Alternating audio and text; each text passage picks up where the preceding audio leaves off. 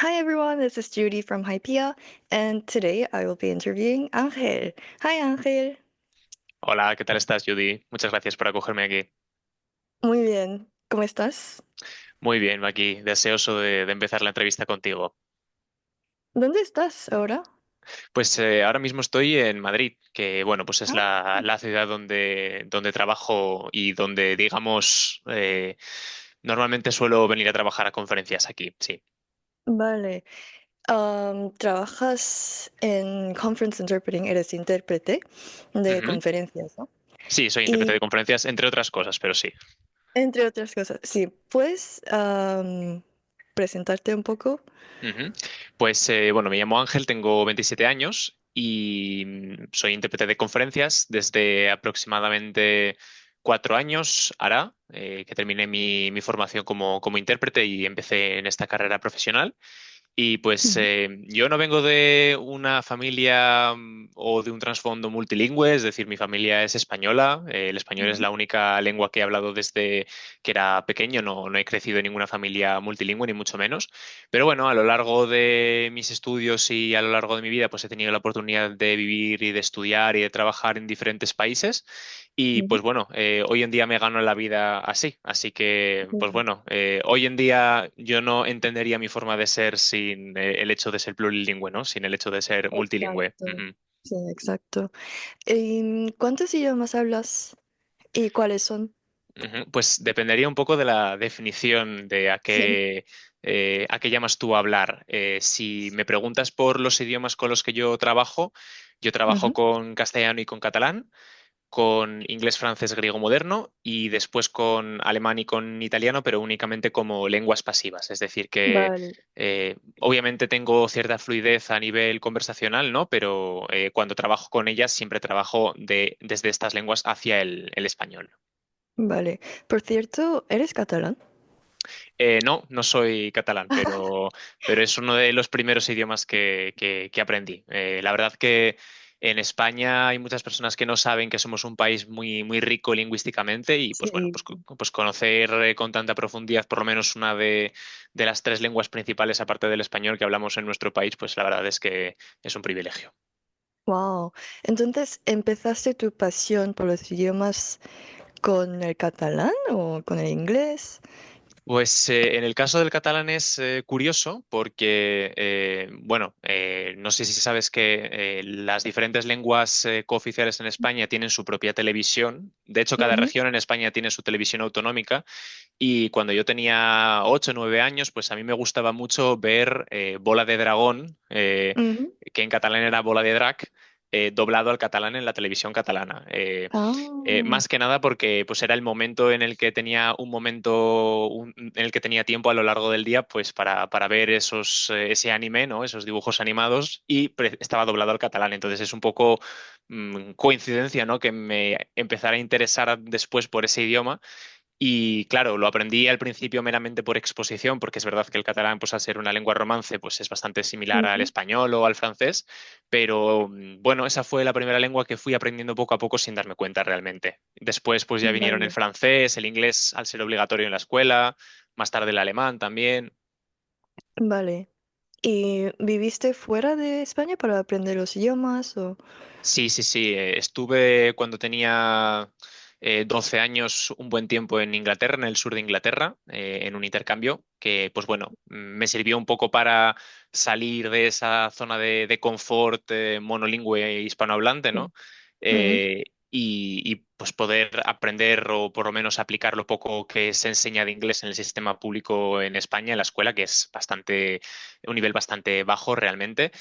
Mm. Y también con 14 años tuve la oportunidad de participar en un intercambio en Francia, que me pasó ahí más de lo mismo, ¿no? Que pues lo poco que Mm. había aprendido lo consolidé, me solté, adquirí bastante fluidez, le perdí el miedo. Y Mm. después ya en los estudios pues hice un Erasmus en Grecia. Wow. Fue la verdad una experiencia apasionante. De Mm. hecho, también eso me permitió trabajar con un idioma bastante exótico, raro, entre comillas, como es el griego moderno. Mm. Y bueno, también pasé cierto tiempo en Alemania, en Austria, en Italia, por estudios, por trabajo, etcétera. Viví en el extranjero, en Austria concretamente, hasta 2020, pero bueno, luego empezó la pandemia y desde entonces estoy Ujú. en España. Vale. ¿Hablas alemán también? Sí, hablo alemán. Ujú. Wow. El alemán es muy difícil porque es muy diferente de, por ejemplo, de castellano o francés. Sí. Sí, realmente fue, no fue un idioma que escogiese yo. El alemán, cuando yo tenía, pues a lo mejor 15, 16 años, ¿no? En esa época que los late millennials vivimos con la crisis del 2008, el alemán estaba muy en boga, estaba muy de moda en España, ¿no? Entonces se consideraba Oh, que para ser una persona de provecho, es decir, para poder migrar de España y para poderte buscar la vida, por aquel entonces, en sí. esos años tan complicados, pues que uno tenía que saber alemán, ¿no? Ah, Era el vale. momento en el que Alemania estaba, pues digamos, en su boom económico, por así decirlo, mientras que en el sur de Europa los pigs, ¿no? Éramos lo peor de lo peor. Entonces, Mm, yo realmente estudié alemán por decisión de mi padre. Mi padre me dijo, ¿vas a estudiar vale. alemán el año que viene? Y yo dije, pues bueno, pues vale. Y bueno, Ah, en muchas ocasiones eso es algo que no funciona, ¿no? No le puedes imponer a tus hijos qué lengua estudiar, pero el alemán es un idioma que al final le acabé cogiendo cariño con el tiempo y que, pues bueno, oh, luego me ha abierto muchas oportunidades también, sí. vale, vale. ¿Y trabajas con el alemán ahora o...? Trabajo con alemán, lo que pasa que cuando traduzco, hago traducciones únicamente del alemán al español. Vale. Y también cuando interpreto, pues depende de la modalidad, ¿no? Si es una modalidad de enlace o consecutiva, sí que puedo interpretar Ujú, también hacia el alemán, pero no lo hago en simultánea. Nunca interpreto en simultánea del español al alemán. vale. Entonces, ¿haces los dos tipos de interpretación, consecutiva y simultánea?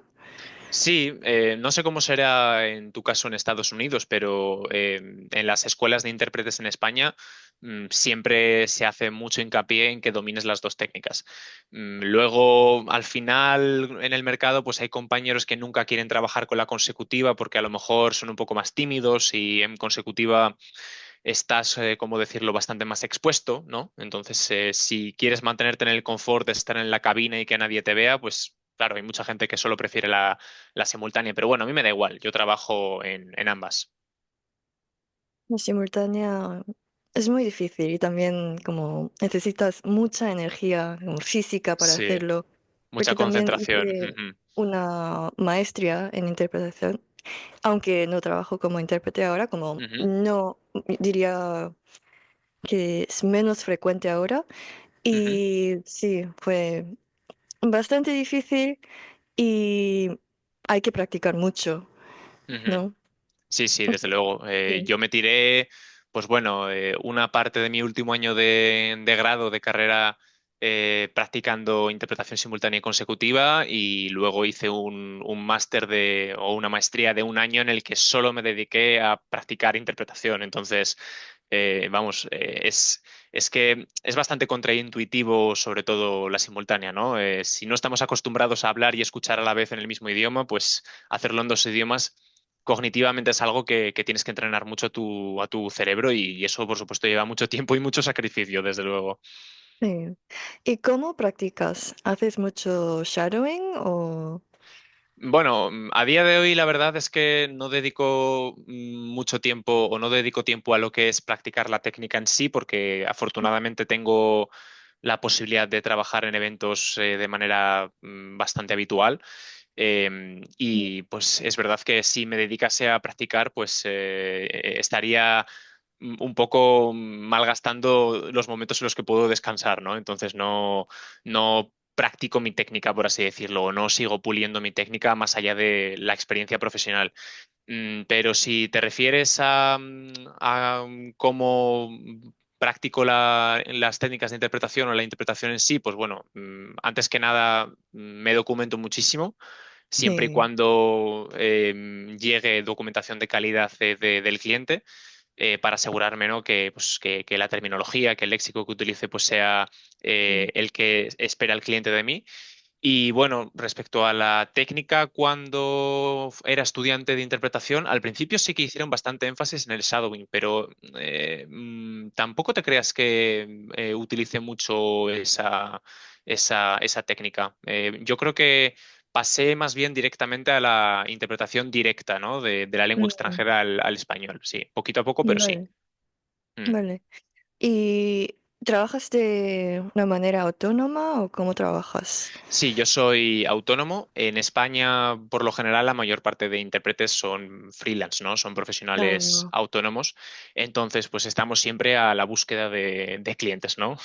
sí. Tenemos que, como decimos en español, tenemos que buscarnos nosotros solos las habichuelas. Ajá. ¿Y cómo buscas tus clientes? Yo intento sobre todo que sea la inversa, ¿no? Que sean más bien los clientes que vengan a mí directamente. Entonces, Mm, antes, por ejemplo, solía trabajar como hacen muchos otros intérpretes por medio de agencias, ¿no? Que son ellas al fin y al cabo las que captan el cliente y luego buscan mm, o subcontratan a intérpretes freelance como yo. Entonces, mm, yo lo que intento es contactar directamente con el cliente final y pues tengo una página web a través de la mm. cual algunos clientes pueden llegar a mí. Pero bueno, haciendo lo que se puede porque obviamente es un mercado que está muy atomizado, que hay muchos competidores y yo no dejo de ser un pequeño emprendedor. Vale. ¿Dirías que hay mucha competencia entre los intérpretes en Madrid o en España en general? Yo te diría que sí, porque es verdad que es un mercado bastante grande, pero también es cierto que hay muchísima, muchísima competencia. Mm, Em, También es cierto que las agencias muchas veces acaparan ese nicho de mercado, ¿no? Se llevan una buena parte del pastel y es un poco mm, difícil acceder a clientes directos, sobre todo si son clientes más grandes o más importantes o que están dispuestos a remunerarte mucho ujú, mejor, ¿no? Em, pero sí, en el caso de Madrid, por supuesto, hay muchísima, muchísima competencia. Basta con meterte en Google y meter algunas palabras clave como para encontrarte, pues bueno, me encontrarás a mí y encontrarás también a muchísimas otras personas o empresas que se dedican a esto. Y bueno, desgraciadamente también en los últimos años hay una tendencia de ciertas empresas a abaratar costes, ¿no? A bajar precios. mm, Entonces, sí, obviamente en detrimento de las condiciones de trabajo de los intérpretes. Y a veces contra eso es un poquito complicado luchar. vale. ¿Y estudias también el español? Porque en mi caso, mi idioma materno es el coreano Ujú, y estudiaba mucho el coreano para poder usar buenas expresiones ujú. de buen registro. ¿Y cómo lo Sí. haces? Pues, a ver, la práctica, práctica y práctica y leer, leer y leer, básicamente. O sea, una cosa que me quedó muy clara cuando tenía 18 años y empecé la carrera de traducción e interpretación es que, paradójicamente, porque no es lo que yo me había esperado, el español iba a ser la principal herramienta de trabajo. Yo pensaba que Mm, entraba a una carrera en traducción e interpretación y que iba a hacer más énfasis en francés y alemán, que al fin y al cabo mm, eran mis lenguas de trabajo por aquel entonces, ¿no? mm. Pero no, me equivocaba, era el español, porque al fin y al cabo es Sí, la lengua A, ¿no? La que tienes que pulir más sí. y la que constantemente tienes que actualizar y tienes que incorporar nuevas expresiones y nuevos giros y nuevas terminologías. Ujú, Entonces, pues bueno, yo lo que hago es siempre por medio de la lectura, intento consumir todo tipo de textos, lo más variopintos que me sean posibles. Ya no únicamente literatura, pero también ensayo, por ejemplo. Intento también estar siempre al tanto de la actualidad internacional. Y mm, luego también en mis encargos, como suelo tocar diferentes palos, suelo abordar diferentes industrias o diferentes sectores, pues es que no te queda otra. Quiero decir, si un día estás interpretando sobre importaciones y exportaciones en la región de Asia-Pacífico, por ejemplo, pues mm, tendrás que aprender una terminología en español que a lo mejor mm, desconocerías, ¿no? O un argot, un jargon propio de una industria en concreto. mm, Y la semana siguiente estás interpretando, qué sé yo, sobre minería, pues ujú, aprenderás conceptos ujú, que tienen que ver con la minería, ¿no? Decía, creo que era Wittgenstein, filósofo alemán, que los límites de tu mundo coinciden con los límites de tu lenguaje, ¿no? sí. Entonces, claro, constantemente me encuentro en que en mi propia lengua estoy ampliando esos límites según voy explorando campos desconocidos. Ujú, qué bien. ¿Y cómo se puede, cómo uno puede ser intérprete en España? ¿Hay que hacer una maestría o...? Sí, quiero decir, si lo que quieres es ser un intérprete de conferencias profesional o bueno, también incluso si te quieres dedicar a la interpretación en servicios públicos, ¿no? pues por ejemplo en comisarías de policía o en juzgados o en hospitales, Ujú. pues lo recomendable es estudiar el grado en traducción e interpretación y después Ujú. hacer un máster en interpretación de conferencias. Yo, en mi caso, hice un máster de interpretación de conferencias en la Universidad de La Laguna, en Tenerife, en las Islas Canarias. Em, Ah, lo sí, conozco. sí, es bastante conocido, por lo Sí, menos sí. a nivel europeo, sí. Mm, Y eso es lo recomendable. Luego es verdad que yo tuve compañeros y compañeras en el máster que venían de otras disciplinas, afines o no mm, afines, ¿no? mm. Y luego con el máster pues adquieren las competencias necesarias para interpretar, ¿no? Entonces, yo diría que por lo menos para interpretar hay que tener una maestría o un máster en interpretación de conferencias, independientemente de lo que hayas estudiado antes, pero obviamente el haber cursado traducción e interpretación ayuda mucho y obviamente el tener el bagaje en, diría yo, como mínimo dos lenguas extranjeras, aparte de la materna. Vale. ¿Y qué te gusta y no te gusta de tu trabajo, tu profesión? ¿Qué no me gusta? Sí. A mí mi profesión, analizada de forma completamente aislada, me gusta mucho y creo que soy muy Oh, afortunado de poderme dedicar a ella. Pero oh, claro, no dejamos de estar en un mundo muy cambiante, no dejamos de estar en un sí. mundo pues en el que la ley de la oferta y la demanda, pues desgraciadamente prima por encima de otros factores como la calidad, ¿no? Ujú. Y un mundo en el que hay veces que no se trata de que algo sea bueno, sino de que sea suficientemente bueno. Entonces, hay veces que entrar en competencia con ciertos agentes del mercado es complicado porque tú pretendes ofrecer la máxima calidad y obviamente tienes que repercutir un coste porque la interpretación es cara, ¿no? Al fin y al cabo estás pagando a una persona o dos personas para que interpreten durante 6, 8 horas las horas que haga falta y que acaban Mm, con una fatiga cognitiva terrible. Y aparte, mm, antes han estado mucho más tiempo estudiando de qué va el sí. encargo.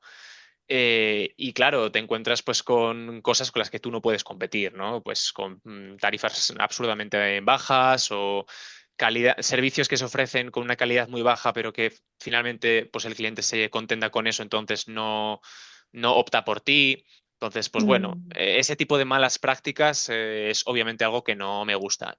Tampoco me gusta lo invisibilizados que estamos.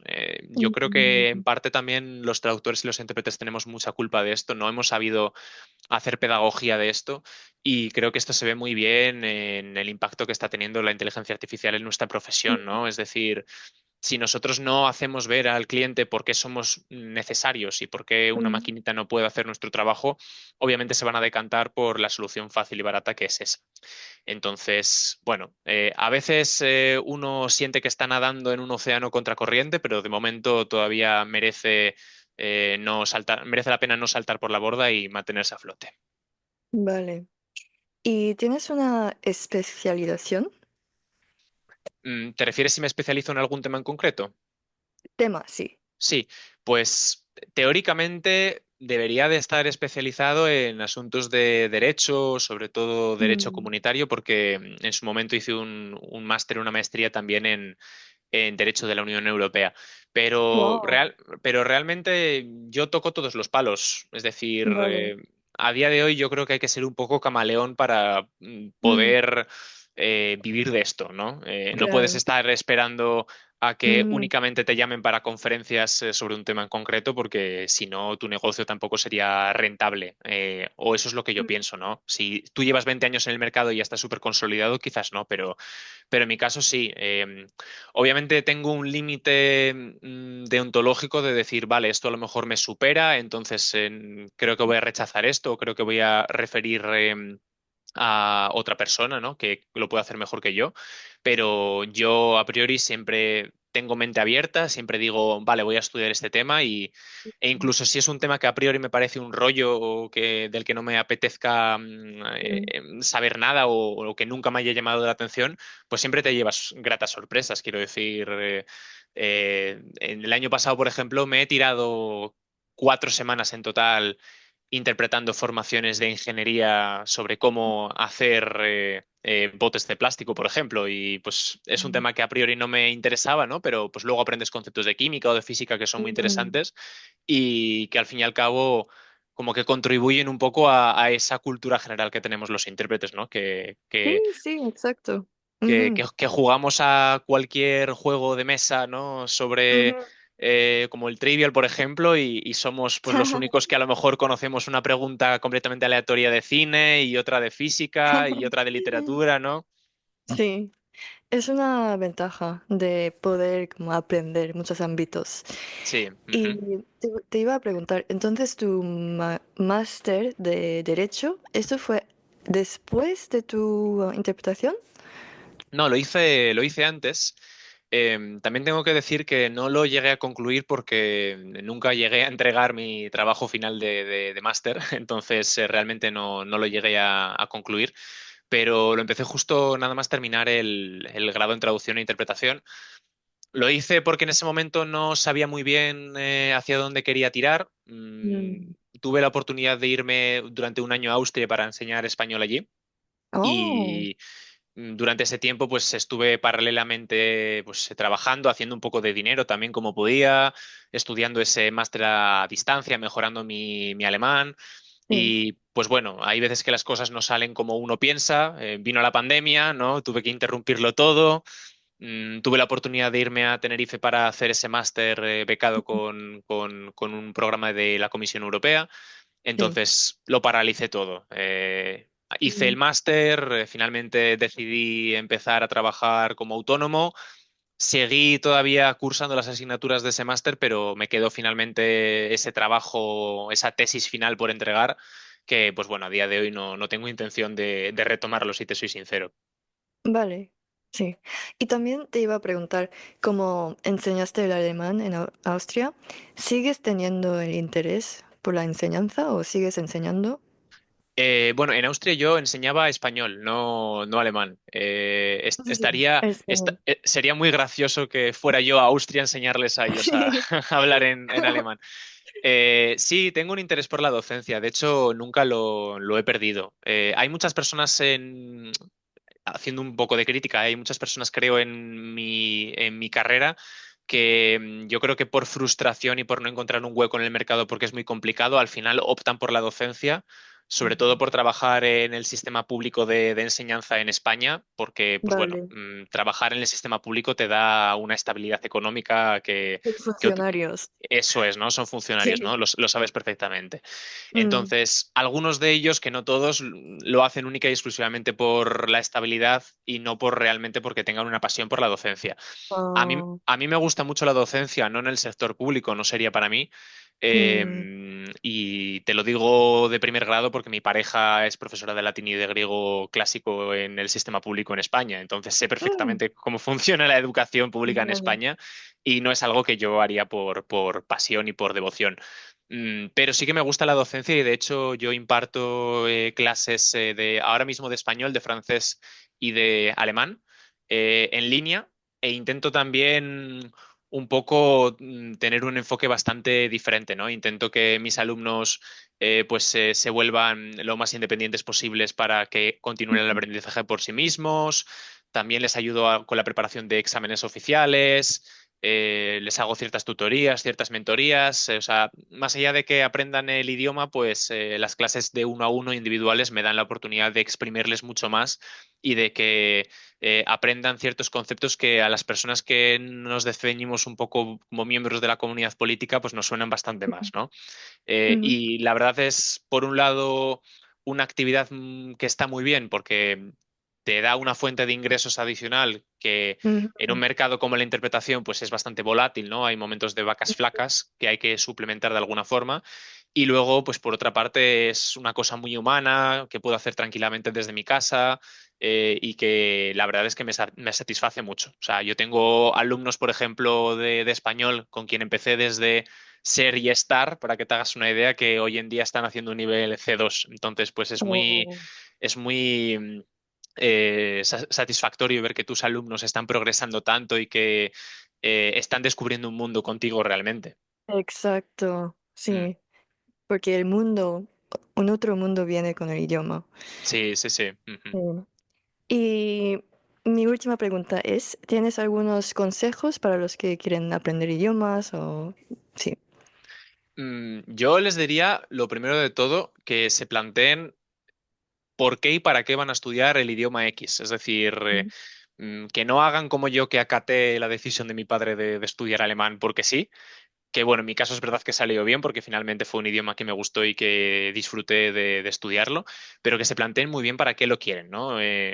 Todos, por supuesto, hemos estudiado algún idioma entre comillas por obligación, ¿no? Porque es necesario mm, para nuestra formación, porque es necesario para tener no sé qué requisito para un trabajo, porque es necesario porque tenemos que emigrar a un país en concreto para ganarnos la vida, pero tenemos que tener mm, un propósito muy claro. Da igual que sea un propósito por ocio o con un propósito completamente pragmático, pero creo que es necesario establecerse objetivos, porque sin objetivos al final vamos a entrar, pues eso, en un laberinto que no nos va a llevar en ningún lado, que nos va a llevar a frustración, que nos va a llevar a dejarlo, a volverlo a retomar, a abandonarlo de nuevo, y el mm. aprendizaje tiene que ser una cosa constante. Entonces, yo creo que plantearse unos objetivos es lo más importante de todo. Vale. Muchas gracias por esta conversación Ujú. Gracias y a ti, Judy. sí, gracias. Gracias.